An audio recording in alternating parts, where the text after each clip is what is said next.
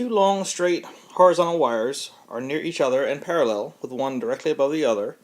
Wire X is fixed in place and connected to a battery so that it carries a current of 65 amps, and wire Y, part of a second circuit, is free to move vertically and is suspended at rest by the magnetic force between the wires. So there's a gravitational force pulling that one down and a magnetic force pulling it up.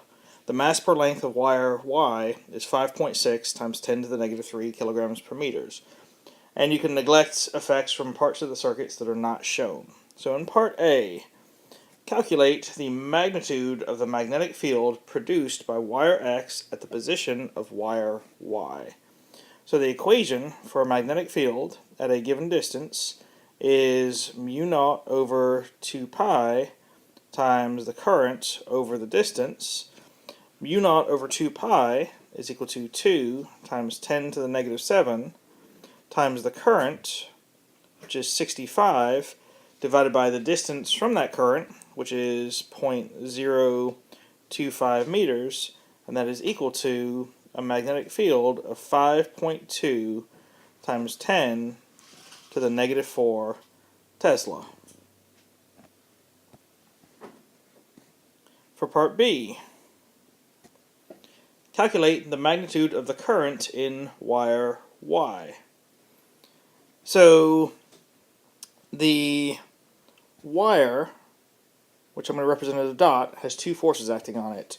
The gravitational force going downward and the magnetic force due to the other wire acting upward. And for the wire to just hang there fixed in place, it's Newton's first law. The net force on the wire has to equal to 0. Which means that the upward magnetic force has to equal the downward force of gravity. So this we can express as the magnetic force, ILB sine of theta. The sine of theta we can ignore because it's perpendicular, is equal to the gravitational force, mg. We're trying to solve for the current, so I is equal to mg over LB, and notice we can group this as mass over length because that's given as one variable, the mass per length, times G over B. So the mass per length, which was given as 5.6 times 10 to the negative 3 kilograms per meter, times G, 9.8, over the B, 5.2, times 10 to the negative 4 that you solved for in part A, is equal to a current of 105.5 amps. For the second thing of part B, indicate the direction of the current in wire Y. Since you need the magnetic force to be directed upward, the current should be in the same direction as wire X, which is to the right. And it's in the same direction because wires carrying currents in the same direction attract each other, whereas wires carrying currents in the opposite direction repel each other. Part C. Wire Y is moved to a new position that's closer to wire X, but it's still below wire X, and is still carrying the same current of 105.5 amps. And it's released from rest. Describe the initial motion of the wire.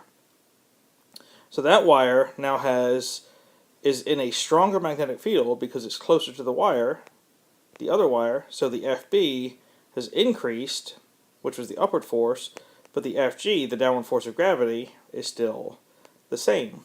So since the upward force has increased and the downward force is still the same, we could say the net force in the Y direction is now going to be upward, which means that wire Y will accelerate upward.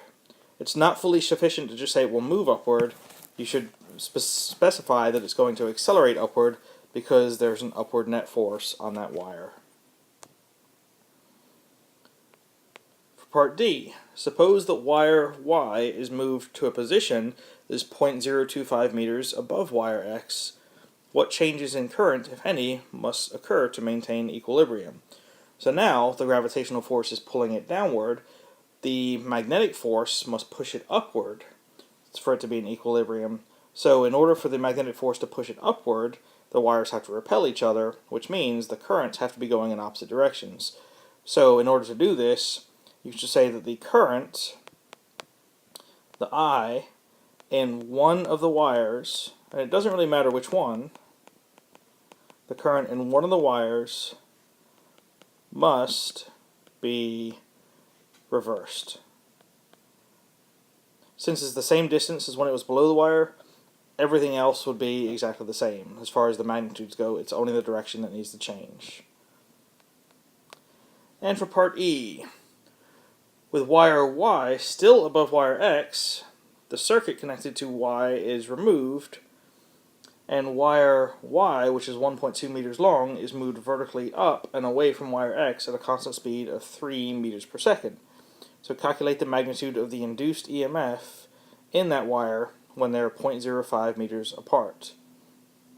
So the induced EMF is given by the motional EMF, B times L times V. The magnetic field, this time, is not exactly what it was in part A, because the distance now is given as 0.05 meters instead of 0.025 meters, which is twice as far away as it was in part A. So the magnetic field, since the R is twice as much, and that's in the denominator here, that means the magnetic field is going to be half as much. So just for the B, plug in half of this number. So the B is 2.6 times 10 to the negative 4, and I'll put a little note down here. This is half of what was in part A, times the length of the wire, which was 1.2, times the speed, which was 3 meters per second, and that's equal to 9.36 times 10 to the negative 4 volts. And for the next part of that question, indicate which end of the wire Y is at a higher electric potential. And it turns out to be the right end. And the reason is because if you look at the magnetic field due to wire X, using the first right hand rule, your thumb goes to the right and your fingers above the wire curl out of the page. So the magnetic field is directed out of the page, and then wire Y is moving upward, so you can look at the force on the charges in that wire using the second right hand rule. You put your fingers going upward in the direction that wire is moving, and curl them toward the magnetic field, which is out of the page, and your thumb is pointing to the right. So the charges, the positive charges,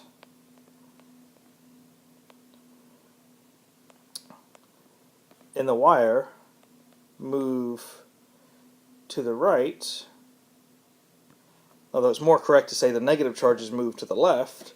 So the negative charges in the wire move to the left, which leaves a positive charge at the right, and because of that, the right end of wire Y develops a positive charge, which means the right end is at the higher electric potential.